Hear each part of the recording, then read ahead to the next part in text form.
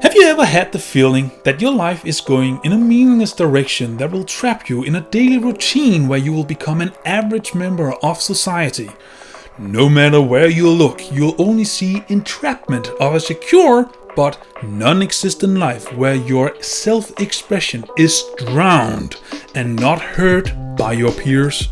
Wondering to yourself, is this all there is to life? Is this all I'll become? Am I happy with it? However depressing this conversing that intro might have seemed, we are talking about valid questions here, and no matter if these thoughts fill your entire day or just remnants of an uncertain past, Solanin will touch something along those lines that you can relate to. The day has finally come to take a look at Inio Asano's Solanin.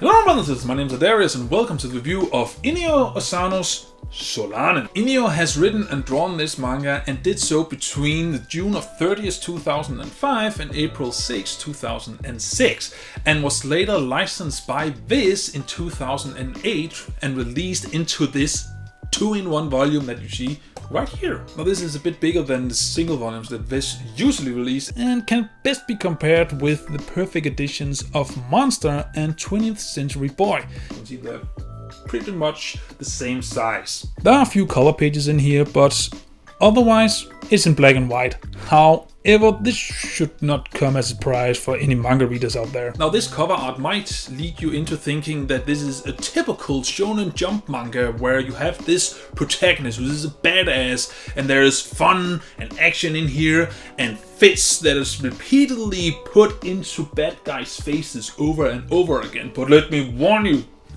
this volume right here is not funny, or at least not in a Mr. Fist, please meet Mr. Face kind of way funny. It will not just tug at your heartstring, it will rip them off you and then repeatedly whip you with them until you had fathomed that this shit right here is the real, shit. The content is very mature in that every theme in here is tackled and handled with the utmost respect. It's easy to see that this manga right here is an outlet for Inio, who at the time he was drawing this felt an aimless and uncertainty of what his future was gonna be. But enough stalling. Let's get into the meat and potatoes of the story. Meiko is a young college graduate woman who has a job in an office to pay for rent until she figures out what she wants to do. Unfortunately, she has grown dead and tired of her job. She's just feeling like a corpse who's contributing to the meaningless wheels of society, slowly drowning in the sea of obscurity, missing that essential feeling of purpose and direction. Luckily, she lives with her boyfriend Tanada, who is a caring, responsible and helpful bag of love. Except he hasn't figured out what he wants to do either, and keeps crashing her apartment until he does. This has been going on for 2 years, and Tanada doesn't seem to grow up and take life seriously. His part-time job as an illustrator does not even pay enough for rent, and with no goal or inspiration for anything, things has kinda gone stale in his life. Now, this very upbeat and joyous beginning sets the foundation of what's to come. Meiko has saved up a lot of money and quits her job to be free and do what she wants the next couple of months, sponsored by her savings. Hoping the freedom will give her the feeling of purpose, she begins to push Tanada to reform his band with his old friends Rip and Kenichi. This slowly gives everyone more focus in their everyday life and helps enjoy the unpredictability of the life they have chosen. Unfortunately, life is rarely this forgiving, and an upcoming tragedy threatens their new resolve to let themselves be heard in the mundane life in society that slowly drowns them. So,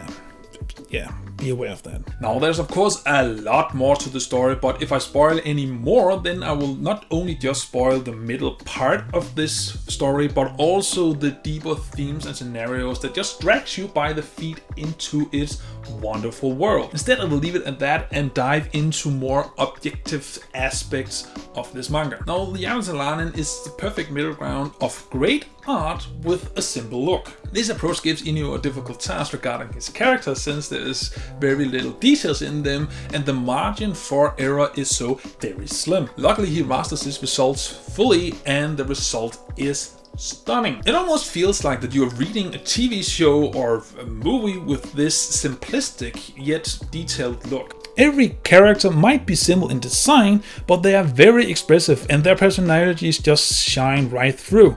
And the backgrounds, holy shit, they are borderline lifelike. This approach to art direction gives Solanin an identity that goes hand in hand with its themes and characters. And it's not just the art, but the direction of scenes that elevate this manga. You have intimate, private scenes that feel almost wrong looking at, like you're spying on someone's most private moments. Or scenes with the raw expression of Tanada and his band's songs kicks you right back into a treasured memory from that one concert you were at when you were an edgy teenager. Or maybe my favorite, which I will leave the spoilers out of. Two people sharing an emotion and moment they are alone and private with, experiencing it together to help them let it out, hopefully, one last time. And I swear, this moment right here, it might not bring you to tears and make you cry, but it does feel like a gut punch. Not gonna lie, while I was reading this scene, there was definitely some ninjas somewhere near me who was cutting onions. I could go on and on about the art in Solanin, it is fantastic, but I'm just gonna leave it at that and then leave it up to you to discover it for yourself, so don't spoil more of it. Instead, I'm gonna go more subjective now and give you my overall thoughts of Solanin. Now, considering how short Solanin really is, it leaves it very little time to hook you in and leave an impact once you have actually read it. The shortness also leaves a limited time to get to know Meiko Tanada and their friends, and this in return makes it difficult to actually care for them. That, mixed in with the fact that Meiko rarely have an actual reactions to all the things that happens to her life, kinda leaves her a little bland. The side characters are over the top, gag and funny. They often don't really feel real or relatable in those scenarios. Now, friends often act weird and childish together, and I enjoy a good man-child moment as much as the next guy, but in here it's just a caricature of that. The first half of this manga is also episodic and it lacks the coherent structure to actually move the story forward like the second half does. That makes the first half a bit of a drag to read through. That, mixed in with the lack of direction for our characters, give this manga a feeling of unnecessary and a bad pacing. You want the story to get going but are just waiting for it to setting itself up. And a lot of scene doesn't feel like they are contributing to the story or characters, which again drags down the pacing. Now, I'm not gonna bash this manga throughout the rest of the video, I just needed to point out my frustration with it. Luckily, as soon as the turning point in the story has been reached, almost all of my complaints just evaporate from my consciousness. So instead of bashing it, let me just gush about this manga. Now, even though the first half drags and feels like its overall contribution is lackluster, there is still plenty of great moments where the characters get to breathe and be realistic. Some of these scenes give them life and adds to their characterization. Now, not all these scenes lands, but when they do, you instantly relate to Meiko and Tanada. And the same goes for their friends. When they don't goof around, they show relatable concern for the current status of their lives and how uninspiring that can be. And how intimidating change can be when you actually have to take a risk to initiate said changes. Now, personally, I have never felt those things as strong as they are presented in here, but I can relate to much of it. Am I happy with my life currently? Do I feel like my individuality is drowned in the society, or do I express myself exactly how I want? Do I have regrets? Do I aspire to get more out of life? Do I want it now or later? I could go on and on, but I have at some point in my life asked myself these questions. They have, however, never crippled me in the same way as they cripple the characters in here, but storytelling often implements hyperbole, so that is expected. And when the story gets close to the midway point, the characters and story became more relatable and focused. And let me tell you, everyone, and I mean everyone, can relate to this turning point. And especially that scene I talked about earlier. Those scenes are what makes this manga. Be it funny, sad, or beautiful. This is where Inio stands out.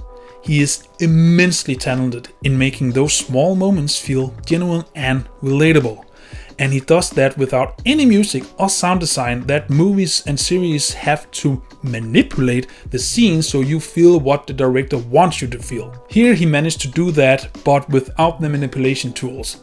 And that is skill. I could go on and on about the good shit in this manga, and there is a lot of said shit. How the limited expressions of the characters elevates those intense feelsy scenes, or the time allocated to those small relatable moments. The almost perfect pacing in the later half of the manga, or the catharsis at the end, the story itself, character growth. I might have sounded harsh in my dislike, but in the overall, it kind of seems inconsequential of your enjoyment of this manga. To sum up this beautiful book, the first half is episodic with some uneven pacing and at times unrelatable characters, but there's still some great moments spread throughout this part with some relatable themes and questions / challenges that makes it more enjoyable to read, as well as pushes you to keep reading so you can get to the good stuff. The art is simple but gorgeous and captures those intimate moments perfectly. The second half, however, is well paced, structures and hooks you in. And since the manga is as short as it is, it doesn't really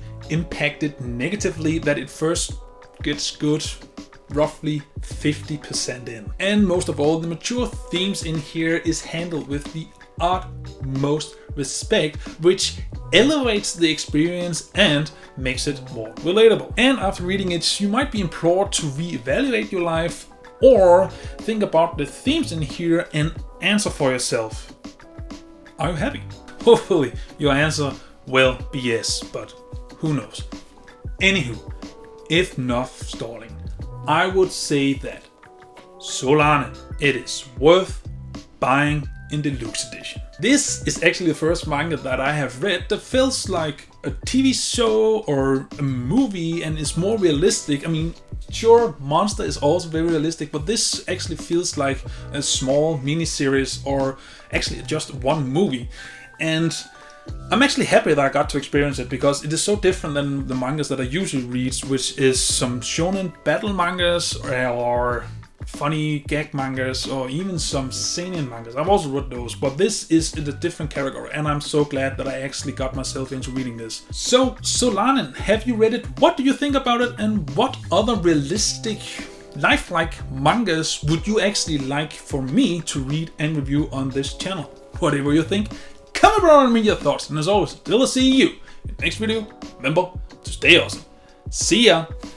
Holy hell, this video was so heavily scripted. Actually, almost all of it was scripted, so it is very difficult for me to make this video because often I just talk straight from the hip, but not here. I had to memorize lines, which might be why it sounds a bit weird. Anywho, I hope you enjoyed this new type of manga review. I'm gonna go and lay down because I am tired.